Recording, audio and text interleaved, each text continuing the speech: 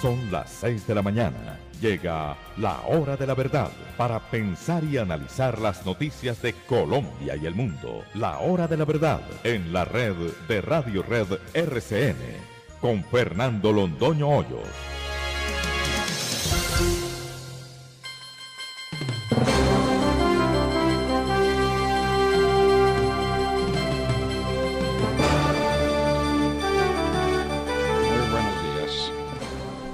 Son las 6 de la mañana de este viernes 22 de mayo de 2020, esta es la hora de la verdad y estos temas y asuntos que trataremos en la muy grata compañía de ustedes durante las próximas horas. La Corte Constitucional dejó establecido, oh sorpresa, que hay doble instancia para todos los habitantes de la Tierra y para todos los habitantes de los países signatarios de tratados internacionales que erigen como garantía fundamental de los derechos humanos y como el primero de los derechos humanos el derecho a defenderse en una segunda instancia de las sentencias condenatorias. Eso era elemental y es elemental que es retroactiva la retroactividad de las normas penales en cuanto sean favorables al reo. Es un principio que viene desde la Ley 153 de 87. Eso se lo reconoció ayer la Corte Constitucional, no a Andrés Felipe Arias, a todos los colombianos, al país, al mundo. Es decir, que rigen en este país los tratados internacionales y el bloque de constitucionalidad. Entonces, como el que presentó la tutela que dio origen a esta decisión es Andrés Felipe Arias, se vino iracunda a la Corte Suprema de Justicia, demostrando de una vez por todas con qué ánimo parcial, con qué brutalidad, con qué despojo de toda su dignidad y del respeto que deben tener por los colombianos y por su misión, se vinieron los magistrados de la Corte lanza en ristre contra la Corte Constitucional y de paso contra Andrés Felipe Arias. Ya la Corte quedó universalmente impedida para actuar en cualquier cosa que tenga que ver con Andrés Felipe Arias. Ese comunicado que sacaron es una vergüenza para Colombia, una vergüenza para Colombia. La decisión en favor del derecho y en favor del bloque de constitucionalidad estaba 7-2. Y estos magistrados de la Corte reunidos en sesión permanente para presionar a la Corte Constitucional, para cometer un delito de prevaricato que lo estaban cometiendo, porque este es un abandono de sus deberes específicos para invadir la órbita de otro tribunal. Esa actitud de la Corte produjo que el resultado final fuera de 5-4. Parece que un ex magistrado de un tribunal superior penal del de Manizales, que demostró que sigue teniendo alma subalterna, fue uno de los que se voltearon. Se voltearon por la presión de la Corte Suprema de Justicia. No hay derecho, pues que debían tener algo de respeto. Aquí se demuestra pues que lo del cartel de la toga no es un accidente, sino que ellos son así, que esa es su alma, que ese es su estilo. Ese es el resultado de la Constitución del año 91 y de entregarle a los políticos la facultad de designar en últimas a los magistrados de las altas cortes. Ahí está el resultado. Esa es la Corte Suprema de Justicia que tenemos para nuestro dolor, para nuestra humillación, para nuestra vergüenza. ¡Qué horror! Estará con nosotros, si es posible, el señor gobernador de Antioquia, para que nos hable de cómo se ha levantado el aislamiento en 94 municipios de Antioquia y cómo Antioquia, Medellín también, han sido de los departamentos y de las ciudades grandes menos golpeadas por el coronavirus. ¿Por qué razón? También hablaremos sobre la economía y el COVID-19. Alberto Bernal, nuestro amigo, nuestro asesor en materias económicas, parece que ha sido muy radical en estos temas. Ya veremos cuál es su pensamiento sobre el particular. El problema de China con Hong Kong. China definitivamente quiere volver lanzas contra Hong Kong otra vez. Eso va a suscitar enormes protestas. Ya las hay. Quiere conflictos la China. No entiende uno por qué. Ayer cayeron todas las bolsas del mundo. Subió un poco el valor del petróleo. El oro, que sigue muy alto, cayó a $1,726 la onza Troy. El café sigue cayendo, está a 1,04, el precio de la carga está a 985,000 pesos, estuvo muy por encima de 1 millón de pesos hace muy poco, y cuando llegó la cosecha le dio por caerse al café la cotización en Nueva York y le dio por caerse también a la cotización del dólar en Colombia. Y nos seguimos preguntando, ¿por qué cae el precio del dólar en Colombia? ¿Por qué razón? ¿O definitivamente es por la cocaína? Digámoslo con claridad.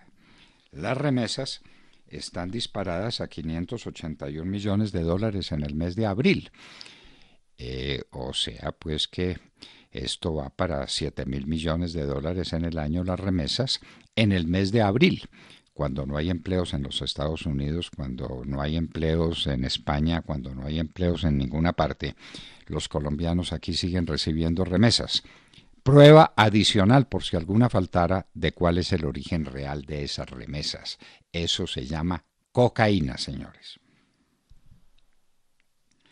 Aumento del coronavirus en Cartagena. La situación en Cartagena es delicadísima. De los muertos de ayer, prácticamente la mitad se produjeron en la ciudad de Cartagena. En Amazonas está disparado también el tema del coronavirus y dicen que el 80% de los presos en la cárcel de Leticia están contaminados.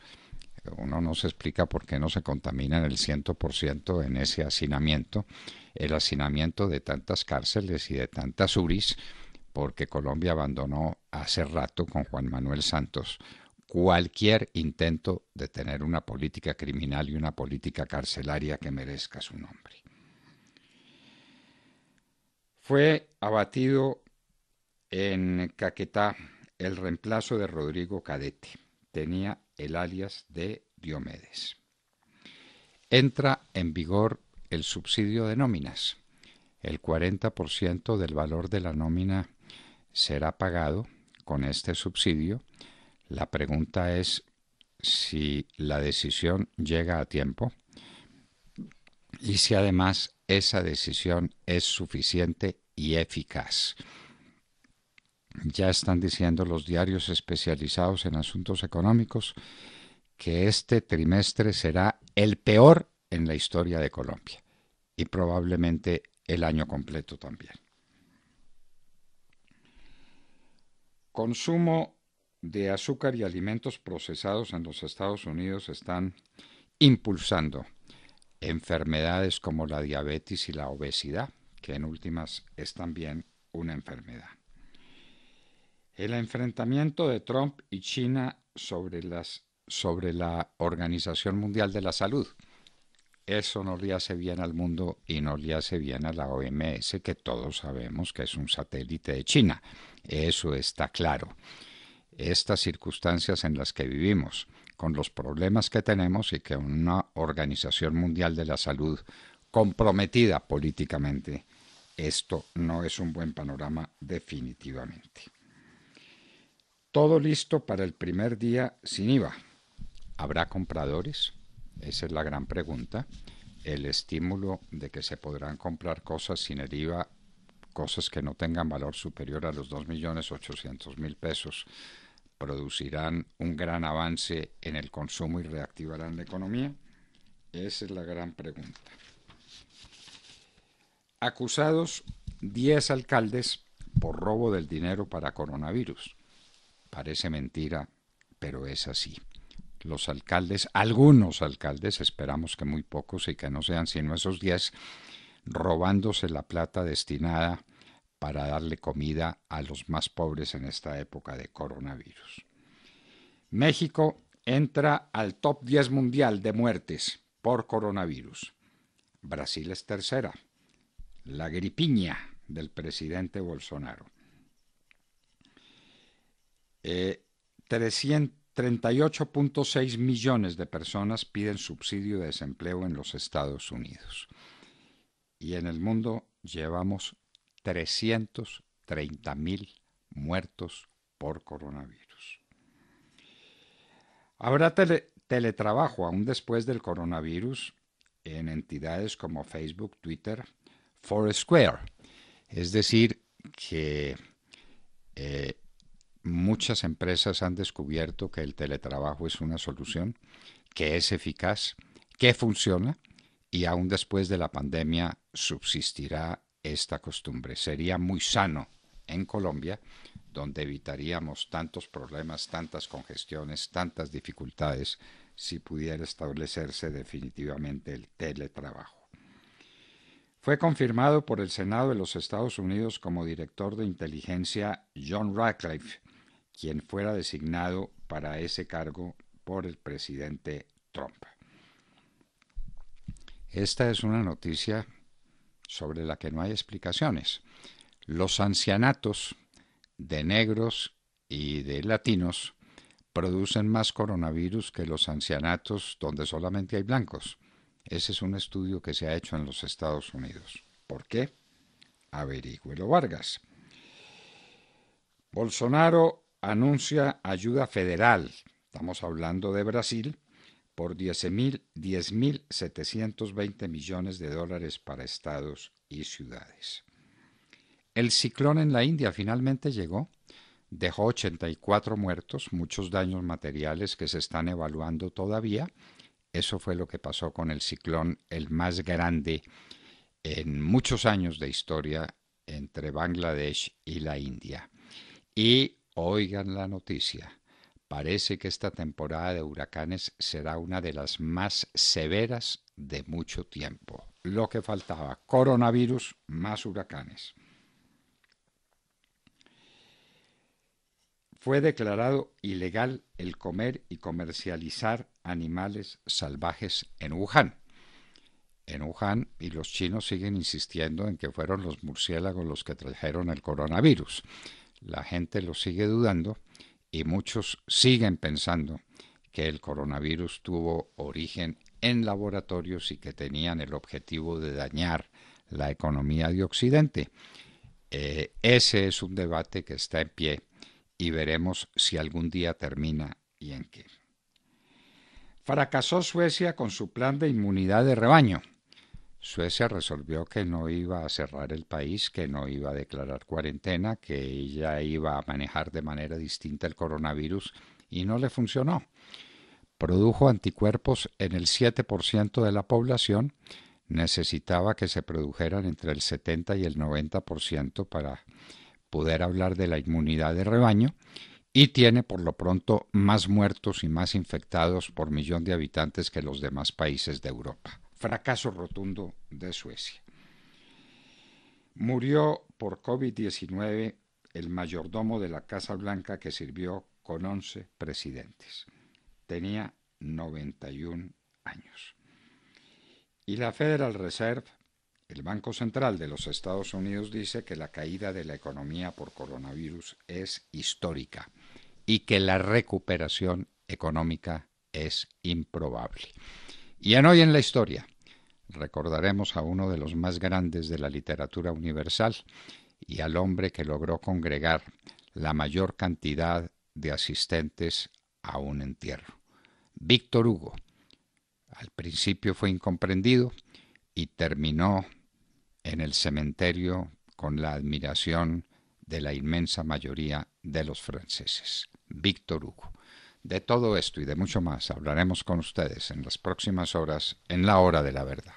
Y recuerden que son muchas las opciones que tienen para sintonizarnos mientras están en casa. Pueden hacerlo a través de TuneIn, allí nos encuentran como La Hora de la Verdad. Si prefieren pueden hacerlo también a través de Facebook Live o a través de nuestra página de internet www.lahoradelaverdad.com.co. Estamos también en las frecuencias de Radio Red de RCN, en los diales 710 AM en Medellín, 1200 AM en Cali y 970 AM en Bogotá, y se enlaza con nosotros la señal de Radio Sabana de Sincelejo a través de los 1370 AM. Recuerden que ahora estamos presentes en 9 plataformas de podcast. En su plataforma favorita nos encuentra. Nuestros oyentes nos escuchan principalmente a través de Spotify y a través de Apple Podcasts. Allí encuentran pues todo el contenido de nuestro programa dividido en secciones, en entrevistas, y por supuesto ahí tendrán siempre el editorial del doctor Fernando Londoño y el Hoy en la Historia. También encuentran este contenido en iVoox. No olviden que los oyentes son lo más importante de la hora de la verdad. Con todos nos encanta siempre estar en contacto y hay muchas maneras de hacerlo. Nos pueden seguir en Twitter y enviarnos sus comentarios a nuestra cuenta @hora de la verdad, o también pueden hacerlo a través de Instagram. Allí nuestra cuenta es @la hora de la verdad oficial. En Facebook siempre estamos pendientes de sus comentarios y de sus opiniones. En Colombia son las 6 de la mañana, 15 minutos. Continuamos con las noticias, con las más importantes del momento. Si se le olvidó pagar los servicios y están a punto de vencerse, tranquilo, hágalo desde casa. Con el app Da Vivienda Móvil puede pagar sus servicios públicos o privados desde su celular de forma rápida, fácil y a cero costo. Este es el valor de estar en casa. Para más información, búsquenos en nuestro canal de YouTube. Da Vivienda.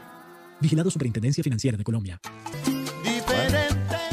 Parece increíble, pero la directora de esta orquesta es la trompetista holandesa radicada en Medellín, Maite Ontelé. Acompaña al grupo Son de la Nubia en esta canción de Juancho Valencia que se llama Déjame así. Con esa canción sorprendente de una holandesa interpretando este tipo de salsa, saludemos la mañana, Sergio Gel. Doctor Londoño, muy buenos días para usted, para todos nuestros oyentes.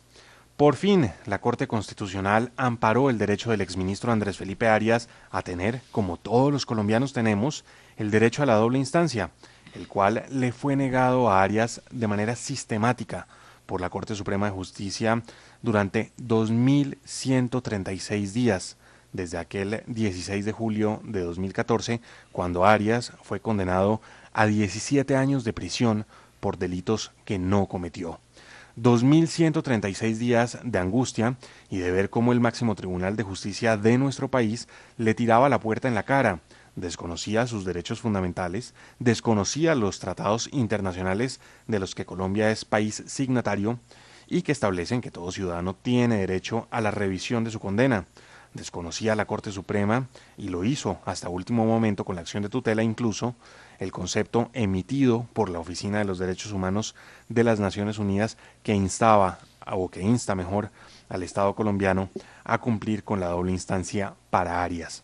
Ayer, finalmente, tras un estudio que tomó mucho, pero mucho tiempo, la Corte Constitucional le dio cierre a ese proceso de tutela, garantizando los derechos fundamentales de Arias, luego de que la misma Corte Suprema de Justicia los hubiese negado en primera instancia y en impugnación. Y a pesar de que se decía que la votación ayer quedaría 7-2 a favor de Arias, la votación terminó siendo de 5-4. Pasarán a la historia de la infamia los nombres de esos 4 magistrados que, salvando su voto, le dieron la espalda a los derechos fundamentales de un ciudadano. Los magistrados Antonio José Lizarazo, Alejandro Linares, José Fernando Reyes y Alberto Rojas Ríos. Se cierra así pues un proceso de tutela que, a pesar de ser el más expedito de la legislación colombiana, en el caso de Andrés Felipe Arias, pues tardó mucho tiempo. Miren ustedes, un proceso que comenzó el 25 de febrero de 2019 por una acción de tutela liderada por el doctor Marcel Tangarife y por el doctor Víctor Mosquera, y vio ayer su cierre, pero fue el 25 de febrero de 2019 cuando inició este proceso que buscaba precisamente que se garantizara la doble instancia para Andrés Felipe Arias. ¿Qué se sigue para el exministro? Bueno, ya Ademar Córdoba nos lo contará porque la Corte Suprema de Justicia ha sacado a relucir los taches ante la decisión de la Corte Constitucional que la obliga a brindar a Arias una segunda instancia con todas las garantías de imparcialidad. ¿Las tendrá? Pues no parece, ¿no? Por lo menos de la Corte Suprema de Justicia, que no es un organismo imparcial, sino un centro politiquero al servicio de Juan Manuel Santos y de muy oscuros intereses políticos. Ademar Córdoba.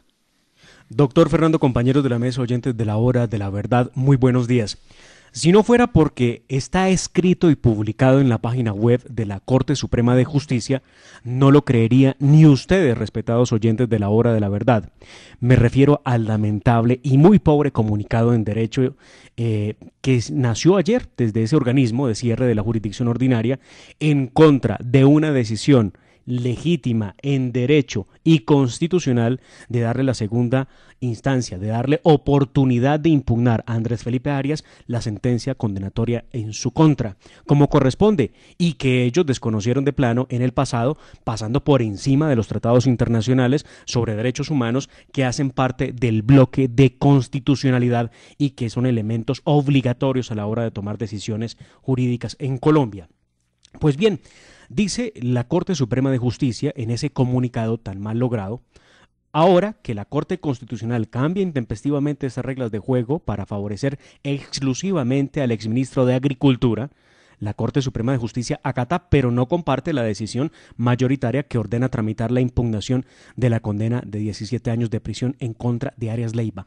Así, tal cual como se los acabo de leer, lo dice el comunicado. Dice: cambia intempestivamente esas reglas de juego para favorecer exclusivamente al ministro de Agricultura.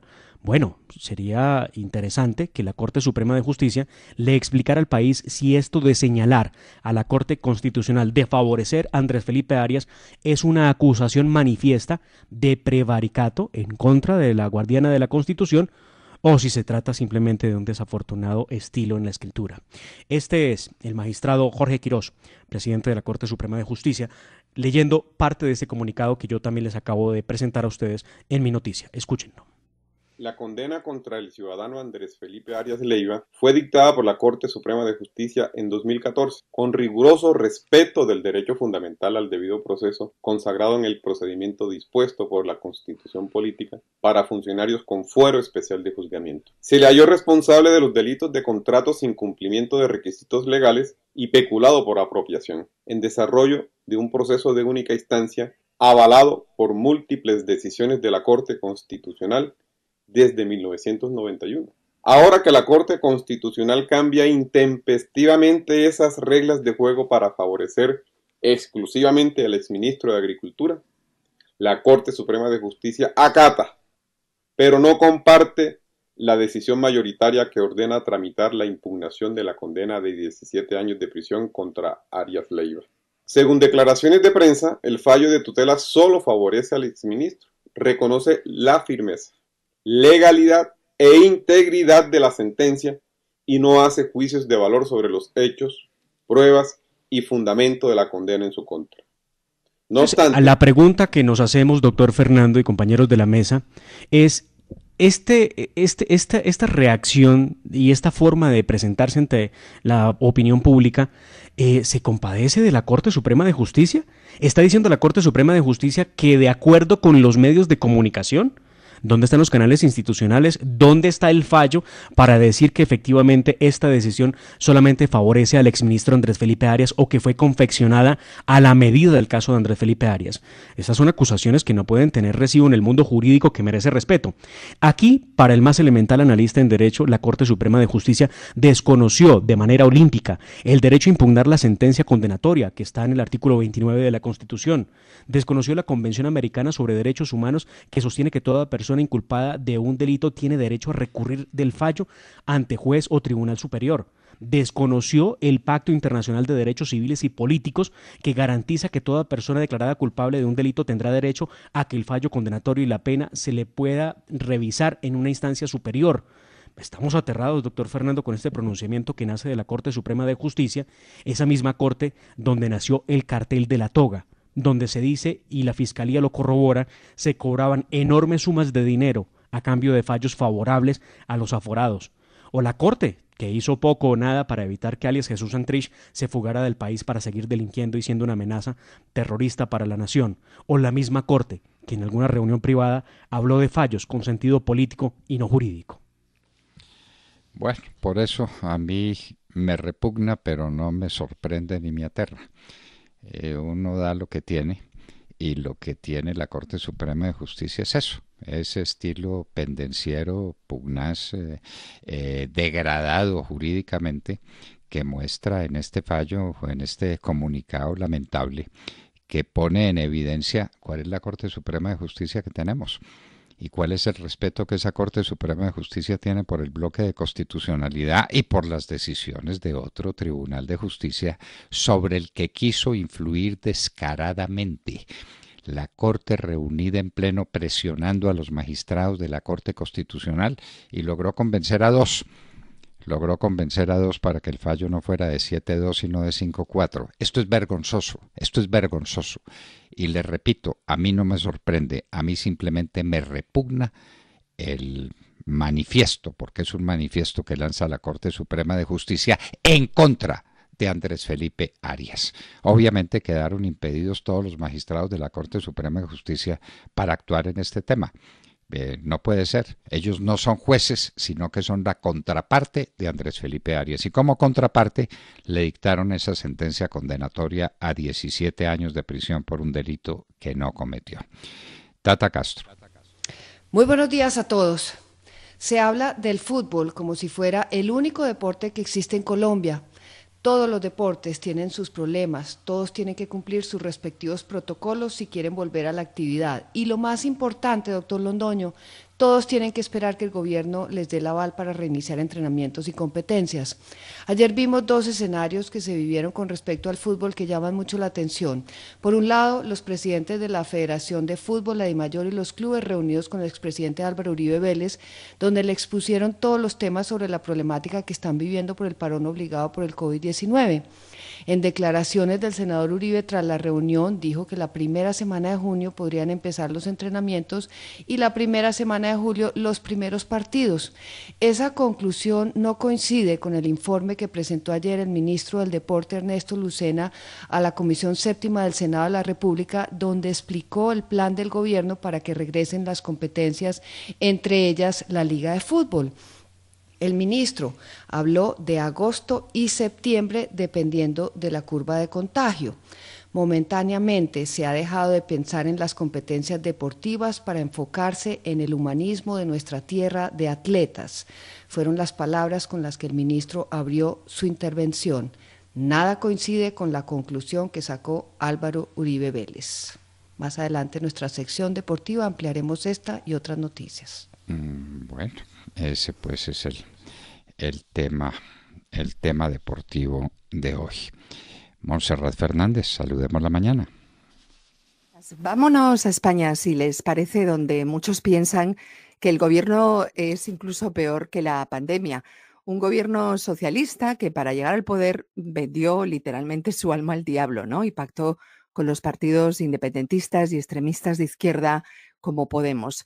No sé si ustedes recuerdan cómo algunos personajes de Podemos fueron asesores estrella del gobierno venezolano, ¿no? Pues bien, hay una gran polémica en estos momentos en España porque esos partidos con los que Pedro Sánchez se alió pasaron su cuenta de cobro, ¿no? No hay nada gratis en el mundo. Y le exigieron al Partido Socialista que si quiere su apoyo para la prórroga del estado de alarma, debe tumbar literalmente, pero además por entero, la reforma laboral que en el 2012 hizo el PP y que creó 3 millones de empleos, que no es cualquier cosa. ¿Y cómo será de grave esta polémica? Que hasta dentro del propio gobierno pues se han mostrado sorprendidos, confusos y no han ocultado que hay tensiones internas y que hasta a ellos les parece inaudita esta decisión. Las alarmas ya están prendidas y la COE, que es la Confederación Española de Organizaciones Empresariales, pues tampoco ha disimulado su malestar. Suspendieron de inmediato el diálogo social con el gobierno y dijeron que esta decisión que toman compromete la confianza de los mercados internacionales en la economía y en las empresas españolas. Es decir, la seguridad jurídica queda en nada. Lo que hablamos aquí es de inseguridad jurídica absoluta. Esa es la imagen que vende España con esta decisión. De modo que así están las cosas en España, en plena crisis del coronavirus, en donde se han perdido tantos y tantos puestos de trabajo como en todo el mundo, pero recuerden que España siempre ha tenido unos niveles de desempleo muy altos Y ahora a este gobierno no se les ocurre otra cosa que, bueno, derogar una reforma laboral que no solo no va a ayudar a crear más puestos de trabajo, sino que agudizará el problema. Veremos en qué acaba todo este lío tan preocupante. Muchas gracias, Montserrat.